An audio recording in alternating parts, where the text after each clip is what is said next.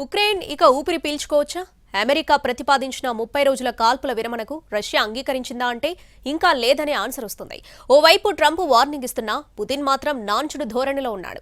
పైగా కాల్పుల విరమణకు ఓకే కానీ అంటూ తిరకాసు పెట్టాడు పుతిన్.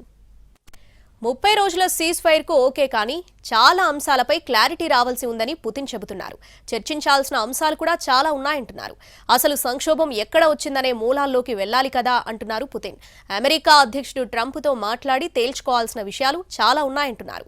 కాల్పుల విరమణ శాశ్వత శాంతికి దారి తీసేలా ఉండాలని, సంక్షోభానికి మూలాలను తొలగించాలంటున్నారు. రష్యా భూభాగం కుర్స్క్లో ఇంకా ఉక్రెయిన్ సేనలున్నాయని, వాటి సంగతేంటని ప్రశ్నిస్తున్నారు పుతిన్. కుర్స్క్లో ఉన్న ఉక్రెయిన్ సేనలు లొంగిపోతాయా లేక సైనికులు చస్తారా అని కాస్త గట్టిగానే ప్రశ్నించారు. ఈ 30 రోజులకు అసలు డీటెయిల్ ప్లాన్ ఏంటనే విషయంపై క్లారిటీ రావాల్సి ఉందంటున్నారు పుతిన్. పైగా ఆయుధాలు సమకూర్చుకోవడానికి ఉక్రెయిన్ ఈ 30 రోజుల కాల్పుల విరమణ సమయాన్ని ఉపయోగించుకోదనే గ్యారంటీ ఏంటనే అనుమానాన్ని కూడా పుతిన్ వ్యక్తం చేశారు.